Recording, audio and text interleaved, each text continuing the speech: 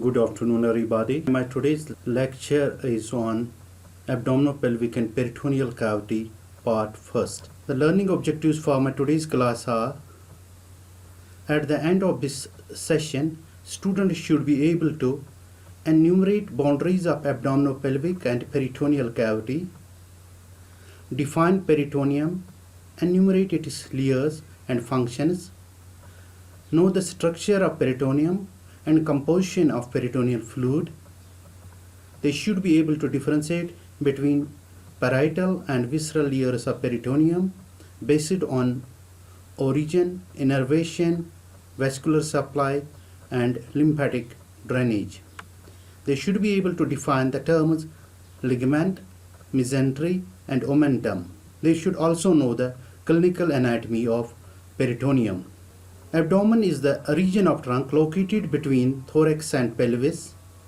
It is lined by a continuous serous membrane and lodges many solid and hollow viscera, which are supported by a double layered folds of peritoneum. Peritoneal cavity is a potential space between parietal and visceral layers. The contained organs are either intra or retroperitoneal.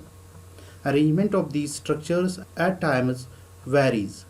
These variations can be explained on the basis of embryology, but have given a tough time to doctors in every field of medicine. Many times pre and post-operative diagnoses are quite different. That is why abdomen is also called a magic box. Boundaries of abdominopelvic cavity. Superiorly, it is bounded by thoracoabdominal diaphragm. Inferiorly, by pelvic diaphragm. It has an anterolateral wall which is formed by the muscles and a posterior wall which is formed by bones, muscles, and ligaments. Abdominopelvic cavity is divided into abdominal cavity proper and true pelvic cavity by a plane passing through the pelvic brim or pelvic inlet. Abdominal cavity proper lies above the pelvic brim, between pelvic brim and thoracoabdominal diaphragm, while as the true pelvic cavity lies below the pelvic brim. It lies between pelvic brim above and floor of pelvis or outlet of the pelvis below. It contains pelvic organs like urinary bladder, uterus, prostate. Let us first go to the pelvic cavity. The bony pelvis is composed of 4 bones, 2 hip bones which form the anterior and lateral walls. Posterior wall is formed by sacrum and coccyx. These 4 bones are connected by 4 joints and lined by 4 muscles which include puborectalis, pubococcygeus, iliococcygeus, and ischio-coccygeus. The first 3 muscles together constitute levator ani.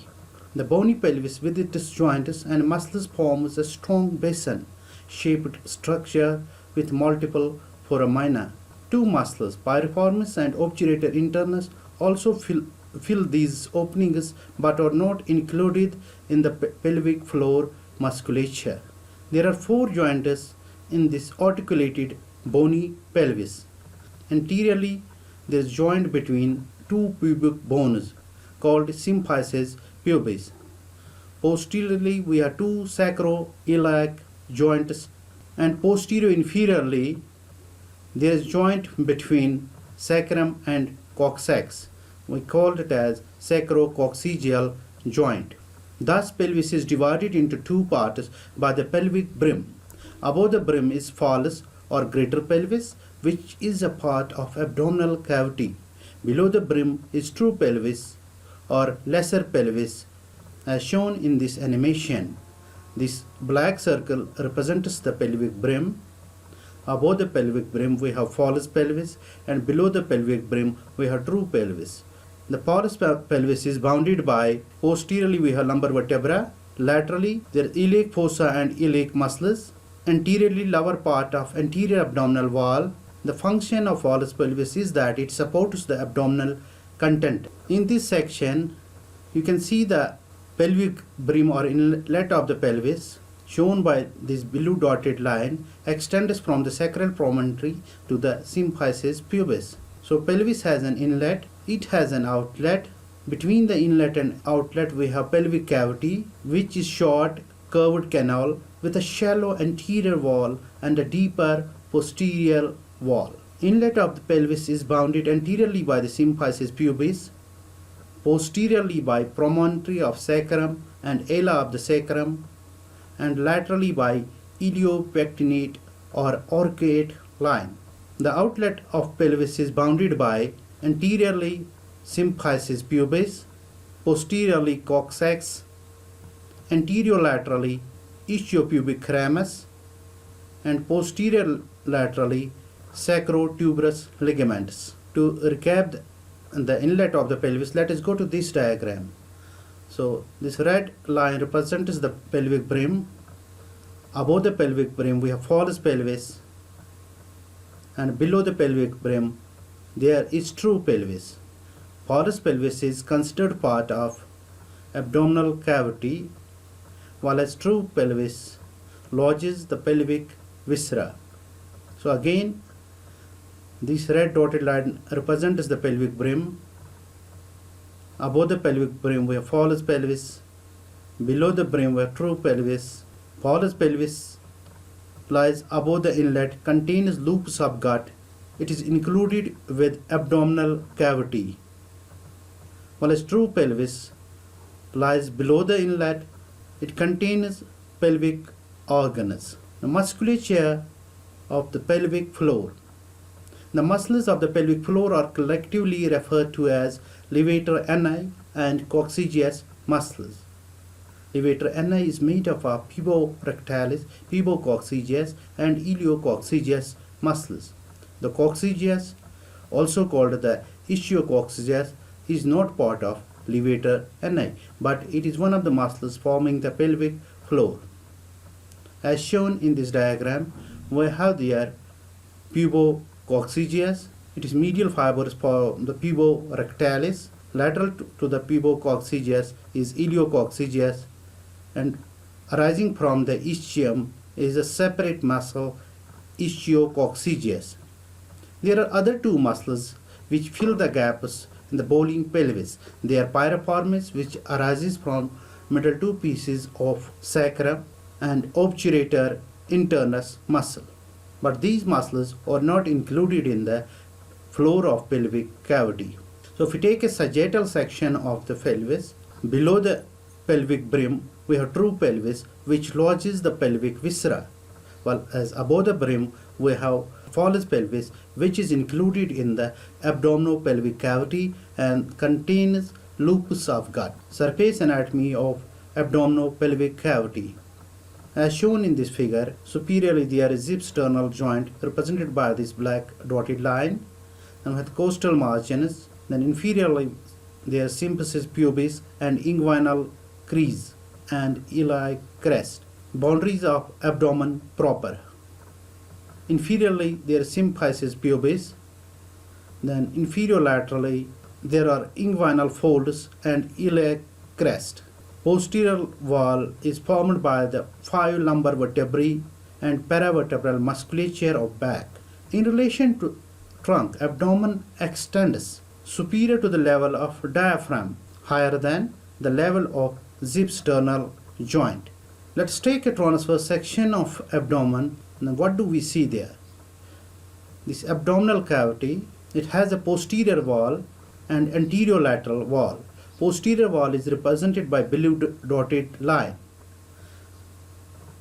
If we explore the posterior wall, 5 lumbar vertebrae along with attached muscles. So posterior abdominal wall consists of bones, muscles and associated structures. There are 5 lumbar vertebrae. Each vertebra consists of a body, vertebral arch, which includes pedicle, transverse process, lamina and supine. Muscles of posterior abdominal wall in transverse section. Attached to the anterior lateral surface of the body are psoas major and psoas minor muscles. Quadratus lumborum muscle, which fills the gap between the lower border of the 12th rib and iliac crest, lies between anterior and middle lamina of thoracolumbar fascia. Posteriorly, we have parasupinal muscles, also called erector supini or multifidus, filling the gap between middle and posterior lamina of thoracolumbar fascia. Now, in this section, this blue dotted area represents the posterior abdominal wall, whereas red dotted area represents the anterolateral abdominal wall. In the posterior abdominal wall, we have bones. Anteriorly, we have body of the vertebra. Attached to the anterolateral surface of the body of vertebra is psoas major muscle. Lateral to it, between the anterior and middle laminas of thoracolumbar fascia, is quadratus lumborum muscle, and between the middle and the posterior lamina of thoracolumbar fascia, there are parasupinal muscles.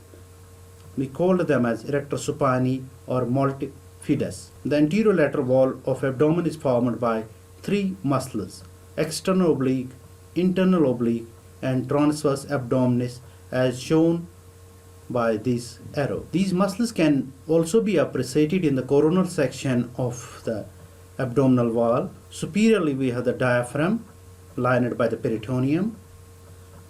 Posteriorly, with psoas major and psoas minor. Lateral to them, the gap between the lower border of 12th rib and iliac crest is filled by quadratus lumborum muscle. Anteriorly, as shown in this diagram, so superiorly we have thoracoabdominal diaphragm, psoas major and psoas minor, along with quadratus lumborum, forming the posterior abdominal wall. Anteriorly, on either side of the median plane, we have rectus sheath containing rectus abdominis and paramedulis. So superiorly we have diaphragm. Posteriorly there is psoas major and minor along with quadratus lumborum. Anterolateral wall is formed by external oblique and internal oblique and transverse abdominis muscles. On either side of the linea alba, there is rectus sheath containing rectus abdominis and paramedulis. Thus, abdominal cavity is the largest cavity of body, lined by a continuous serous membrane composed of single layer of flattened mesothelial cells resting on a loose layer of connective tissue. Now, what is peritoneum? It is defined as the largest serous membrane in the body with often complex arrangements. In males, it forms a closed sac, but in females, it is often open at the lateral ends of the uterine tubes. Peritoneum lines abdominal cavity and covers the abdominal organs. It supports abdominal viscera and provides a pathway for blood vessels, nerves, and lymphatics. Histology of peritoneum. Peritoneum consists of a single layer of flat mesothelial cells resting on a layer of loose connective tissue. It usually forms a continuous surface, but in some areas may be fenestrated. Adjacent cells are joined by junctional complexes, but probably permit the passage of macrophages. The submesothelial connective tissue may also contain macrophages, lymphocytes, and adipocytes. Mesothelial cells may transform into fibroblasts, which may play an important role in the formation of peritoneal adhesions after surgery or peritonitis. Mesothelium is freely mobile over underlying structures. Peritoneum is also important because of its surface area. Total surface area of the peritoneum is 1 to 2 square meters. That is almost equal to surface area of skin, which is 1.9 square meters. Peritoneal covering the visceral peritoneum constitutes 60% of peritoneal covering the mesentery and omental surface constitute 30%. The parietal peritoneum constitutes 10% of the total surface area. In clinical practice, it is said that generalized peritonitis is equal to the 100% burn, which means that if peritonitis is not treated, it can be lethal.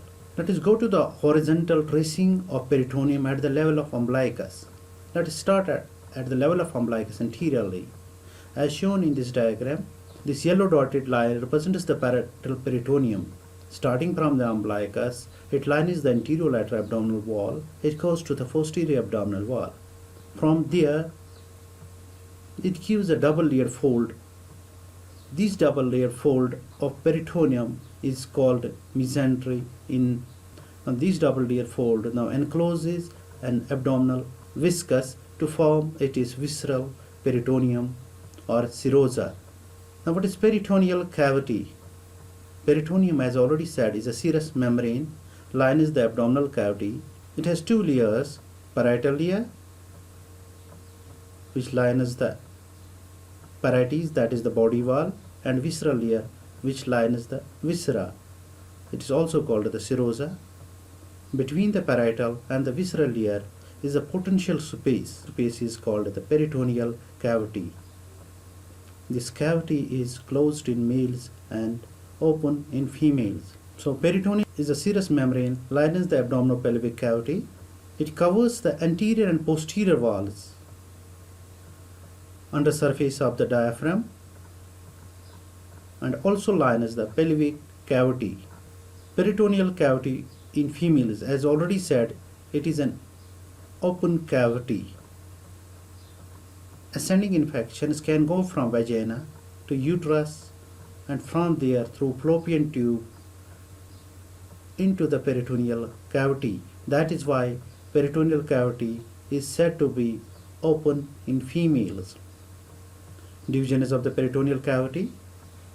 Peritoneal cavity is divided into greater sac, larger part represented in red in the diagram above. It contains small amount of peritoneal fluid, usually up to 100 ml. This fluid helps in the lubrication. Clinical importance of this greater sac is that it becomes the dialysate compartment during peritoneal dialysis, from which exchange of fluids with the blood can occur. The lesser sac, also called omental bursa, is represented by the blue dotted line, lies posterior to the stomach. It communicates with the greater sac through foramen of Winslow or epiploic foramen. This is also called addendus to lesser sac. As already said, peritoneum contains small amount of serous fluid which may be up to 100 ml, but no gas. Fluid is composed of water, proteins and electrolytes. It also contains few cells including desquamated mesothelial cells, nomadic peritoneal macrophages, mast cells, fibroblasts, lymphocytes and other types of leukocytes. Functions of peritoneum. It forms lining of the abdominal cavity, supports many of the abdominal organs. Peritoneal fluid facilitates movement of abdominal viscera. It serves as a conduit for the passage of blood vessels, lymphatics and nerves. Since it contains some amount of the fat, thus acts as a reservoir of energy. Lymphocytes provide both cellular and humoral immunity. Peritoneal cavity can be used for peritoneal dialysis in chronic renal disease.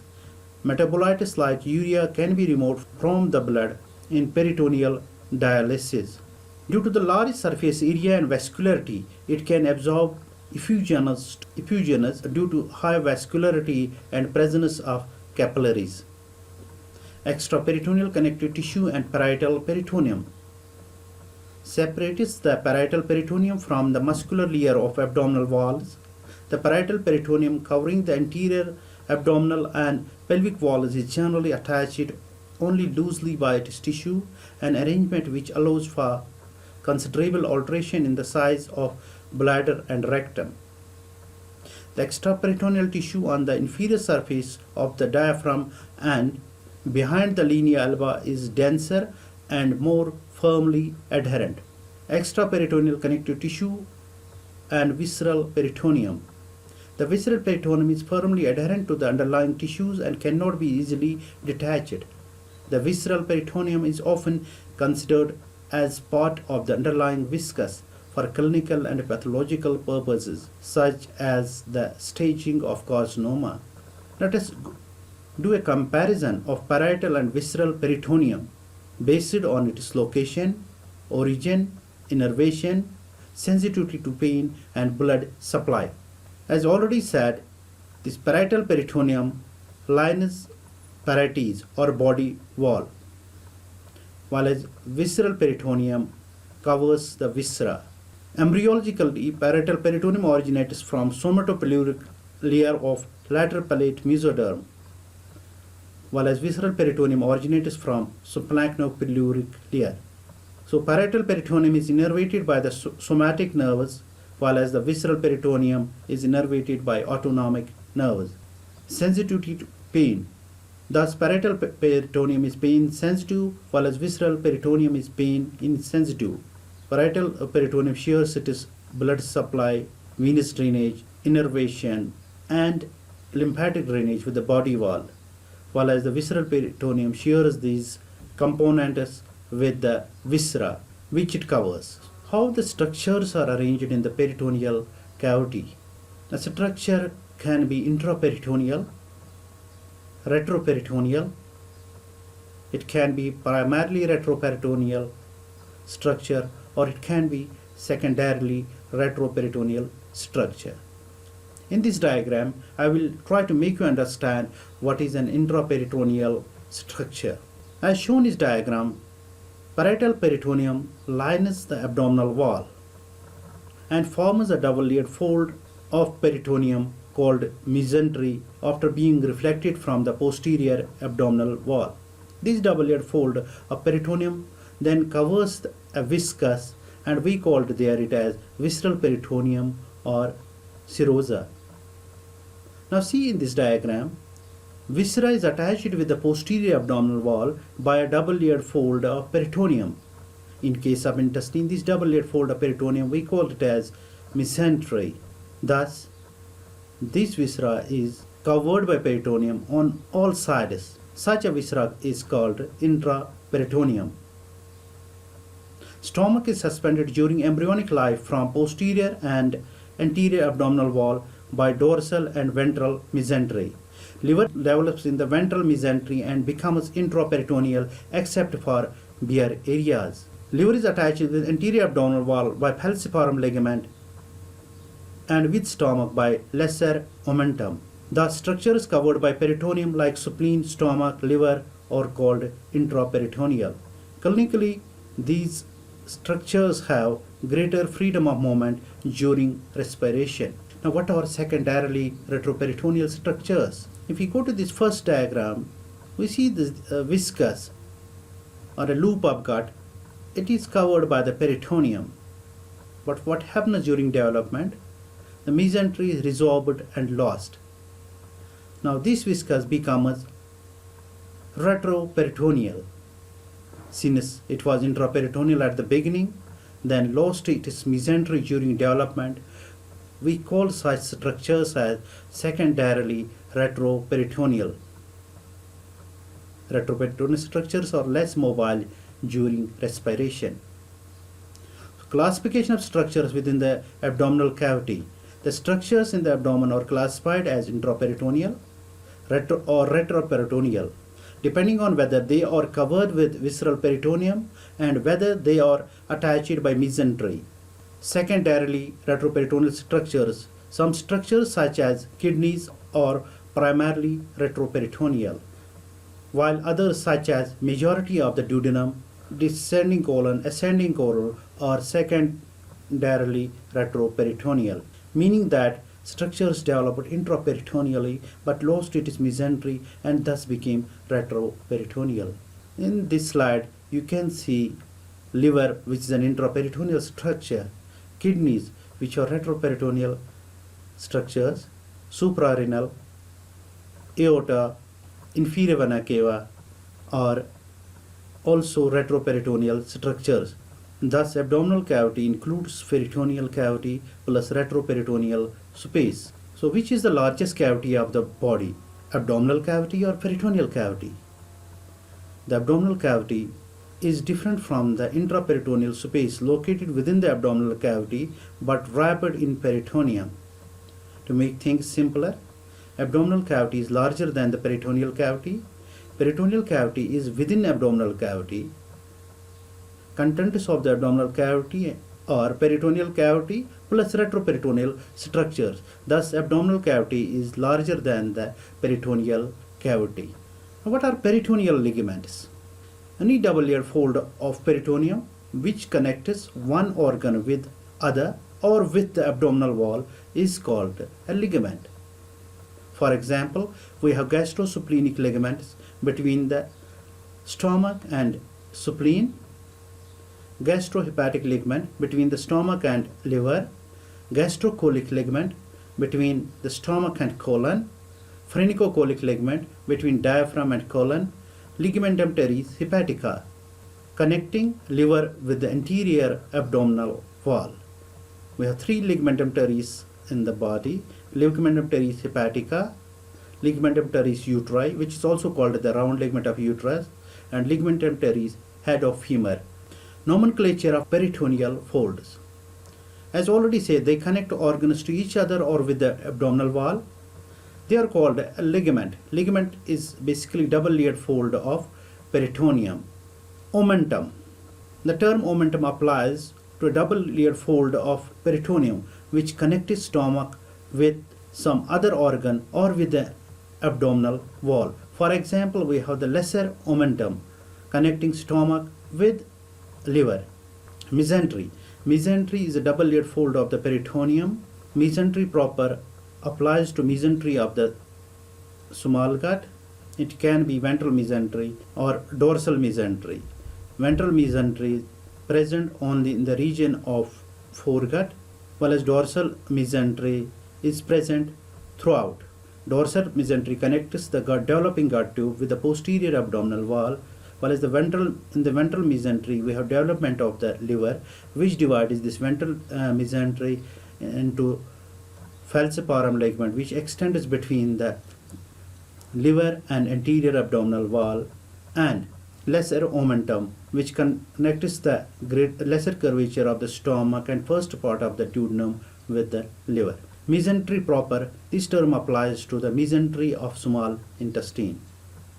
Now, what is omentum? As already said, it is a double-layered fold of peritoneum between stomach and other abdominal viscera, which connects the stomach with other abdominal viscera. Coming to the lesser omentum, this is also called the gastro-duodenohepatic ligament. Gastro means stomach, duodeno means first part of the duodenum, and hepatic means liver. So this is a double layer of peritoneum connecting lesser curvature of the stomach, first part of the duodenum, with the liver.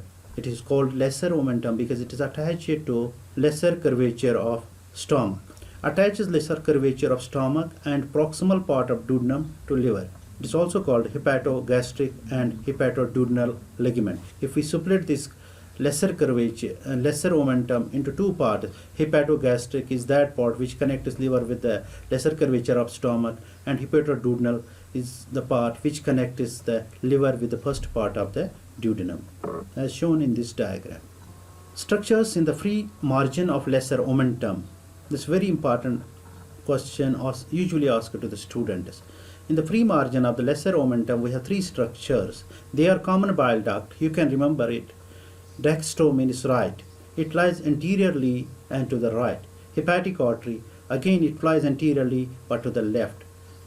Portal vein, it lies posteriorly. So the three structures in the free margin of the lesser omentum are common bile duct on the right side and anteriorly, hepatic artery anteriorly and on the left side, and posteriorly we have portal vein. The arrangement of these structures in the free margin of lesser omentum as shown in this diagram. Anteriorly and on the right side we have common bile duct. Anteriorly and on the left side we have hepatic artery. Posteriorly a portal vein. Now in this diagram you can also see the communication between the greater and lesser sac through epiploid foramina, which is also called additus to lesser sac or foramen of Winslow. It is a slit-like structure. Boundaries of the foramen of Winslow are Anteriorly we have free margin of the lesser omentum, posteriorly we have inferior vena cava, and superiorly we have caudate lobe of liver. It's a slit-like opening between the two great veins. Anteriorly there is portal vein, and posteriorly there is inferior vena cava. Now what is greater omentum? Greater omentum descends from the greater curvature of stomach and proximal part of the duodenum. Then folds back up and attaches to the anterior surface of the transverse colon. Previously it was believed that greater omentum moves to the site of inflammation, seals the perforation, and thus prevents the spread of infection. In other words, it localizes the peritonitis. That is why it was called policeman of abdomen. But the recent research has shown that it reaches the site of inflammation not by choice but by chance. So it is no more considered to be the policeman of abdomen. Ligaments and their nomenclature. Ligament, as already said, is a double layer fold of peritoneum. They are named based on their shape. For example, sickle shaped fold of peritoneum, falciparum ligament, which is attached to the anterior superior surface of the liver and connects the liver with the anterior abdominal wall. It is called falciparum because of its shape, which resembles to that of a sickle. Triangular ligament is present in the liver. Here the two layers of the ligament form an angle between them, so it is called the triangular ligament. Coronary ligament. In the body we have coronary arteries, we have coronary data. By coronary we mean crown. So it covers the liver like a crown, but not like a cap, leaving certain areas bare. Those areas we called them as bare areas of the liver, and the largest one is called the bare area. Teres. Teres anatomically means round. We have ligamentum teres hepatica, round ligament of liver. Other round ligaments in the body I have already mentioned are ligamentum teres uteri, which is the round ligament of the uterus, and ligamentum teres of head of femur. So ligaments of the liver are falciparum ligament, which connects it with the anterior abdominal wall, coronary ligament, which connects with it with the undersurface of the diaphragm, left and right triangular ligaments, hepatogastric ligament connects it with the lesser curvature of the stomach, hepatoduodenal ligament connects it with the first part of the duodenum, ligamentum teres hepatis connects it with the anterior abdominal wall. Ligaments of spleen. A gastrosplenic ligament between the spleen and stomach. It contains short gastric arteries. Splenorenal ligament between the spleen and kidney. Then we have phrenicocholic ligament between the diaphragm and colon. Splenocholic ligament between spleen and colon. Ligaments of the stomach are hepatogastric ligament, gastrosplenic ligament, gastrophrenic ligament, gastrocholic ligament, and gastropancreatic ligament. Pelvic viscera and peritoneal pouches. Both pelvic viscera and peritoneal pouches are different in two sexes. In females, there is recto-uterine pouch of Douglas. This pouch lies between the posterior superior surface of uterus anteriorly and rectum posteriorly. This is the most dependent part of the pelvis in standing position. Another pouch is between the anterior inferior surface of uterus and the superior surface of the urinary bladder. This pouch is called a vesico-uterine pouch. Clinical importance of pouch of Douglas is that it is the most dependent part of peritoneal cavity in standing position, so fluid collects there after trauma, infection, or as a result of malignancy. This fluid can be picked up by using ultrasound. Visceral relations in males are different because we have different viscera there. So recto-vesical pouch lies between rectum posteriorly and urinary bladder anteriorly.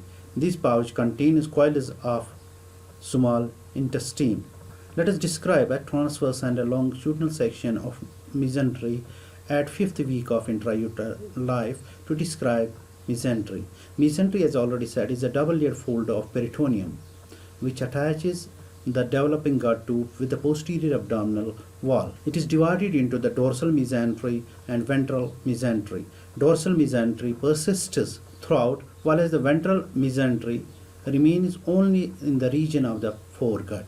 And liver develops in the ventral mesentery. Part of the mesentery between the liver and anterior abdominal wall is called falciparum ligament, and the part of mesentery between the stomach, lesser curvature of stomach, and the liver is called the lesser omentum. Now, dorsal mesentery attaches this developing gut tube with the posterior abdominal wall. It supports the gut tube. It also carries blood vessels from posterior abdominal wall to supply the gut tube. In the dorsal mesentery, we have three blood vessels: celiac trunk, superior mesenteric artery, and inferior mesenteric artery, which supply foregut, midgut, and hindgut respectively. So as in this diagram, liver develops in the ventral mesentery. The part of ventral mesentery between the liver and the anterior abdominal wall we call it as falciparum ligament. The part of mesentery between the liver and the lesser curvature of stomach we call it as lesser omentum. So mesentery portions of the gut tube are suspended from the dorsal and ventral abdominal wall by mesentery. Mesentery is a double-layer fold of the peritoneum. It encloses an organ and connects it to the abdominal wall. It is divided into dorsal and ventral mesentery. Now, if we go to the supporters of the gut tube, it is connected with the posterior abdominal wall by dorsal mesentery and with the anterior abdominal wall in the region of the foregut by ventral mesentery. This mesentery provides a route for blood vessels, lymphaticus, and nerves. It holds an organ in a place and stores fat. Retroperitoneal organs lie posterior to the peritoneum. Intraperitoneal organs are surrounded by the peritoneum. Ventral mesentery is absent in mid and hind gut. Organs enclosed are intraperitoneal like liver, spleen, and stomach. Retroperitoneal organs lie posterior to the peritoneum. Examples of retroperitoneal organs are kidney, suprarenal gland, ureter, and duodenum. Let us go to the vascular supply and lymphatic drainage of peritoneum. As already said, parietal peritoneum originates from somatic mesoderm in the embryo. It receives the same somatic nerve supply as the region of the abdominal wall that it lines. Pain from the parietal peritoneum is well localized and it is sensitive to fresh air, pain, laceration, and temperature. Parietal peritoneum is supplied by the blood vessels of abdominal wall, that is lumbar, intercostal, and epigastric arteries. It drains into inferior vena cava, that is into the systemic circulation. In contrast, visceral peritoneum is derived from subplanchnic mesoderm. It receives the blood supply from the viscera it covers, and its veins follow the veins of that particular viscera. The total peritoneal blood flow ranges from 50 to 150 ml per minute. The visceral peritoneum has the same nerve supply as that of the viscera it covers or invests. Unlike the parietal peritoneum, pain from the visceral peritoneum is poorly localized because it is supplied by the autonomic nerves and is only sensitive to stretch and chemical irritation. A recap of functions of mesentery. It connects an intraperitoneal organ to the posterior or anterior abdominal wall. It provides a pathway for nerves, blood vessels, and lymphatic peritoneal cavity. Drainage of peritoneal cavity is mainly accomplished by the lymphatic system. Importantly, the subdiaphragmatic lymphatic system is responsible for 70 to 80% of the lymphatic flow from peritoneal cavity.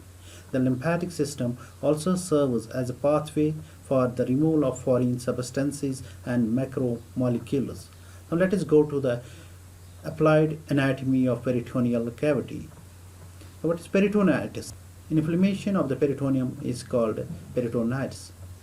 It is commonly associated with infection from a ruptured viscus, leading to leakage of infected fluid from ruptured viscera like stomach, gallbladder, or any part of the gut.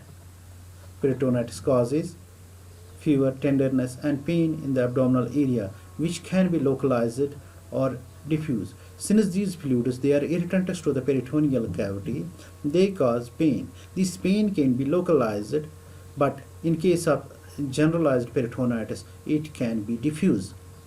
Mortality is higher in elderly and young children. Morrison's pouch is also called hepatorenal pouch of Morrison. It lies between the inferior surface of the right lobe of the liver and anterior surface of right kidney. It is most dependent part of abdominal cavity in supine position.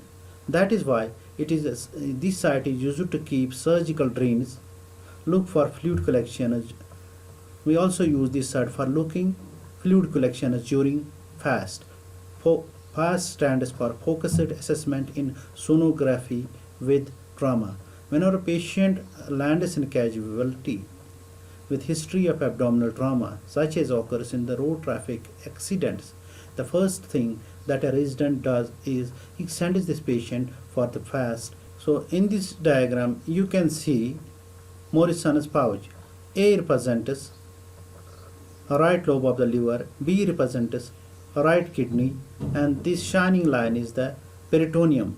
Peritoneum covering both under surface of the liver and anterior surface of right kidney. In other words, it is hepatorenal pouch of Morrison, a potential space between the under surface of the right lobe of the liver and anterior surface of the right kidney. Normally this contains no fluid, so it appears shining, as shown in this diagram on ultrasonography. But if there is collection of fluid due to any reason, what happens? Fluid enters in this pouch and this pouch appears black on ultrasonography. Peritoneal dialysis. The question is why peritoneum is used for dialysis purposes. The answer to this question is keeping in view the large surface area, vascularity and absorptive power of peritoneal cavity. It is greater sac is used in peritoneal dialysis. Dialysate is introduced into the greater sac, kept there for prescribed period. After it absorbs waste products from blood based on the principle of diffusion, it is drained out of this peritoneal dialysis is that it can be done in OPD or it can be done even at home. Hemodialysis is a difficult procedure and is done only at specific centers. Primary peritoneal carcinoma. Primary peritoneal cancer is a cancer of the cells lining the peritoneal cavity. I want to summarize my lecture as under. Peritoneum lines the abdominal pelvic cavity, which is divided into abdominal cavity proper and true pelvis by pelvic inlet.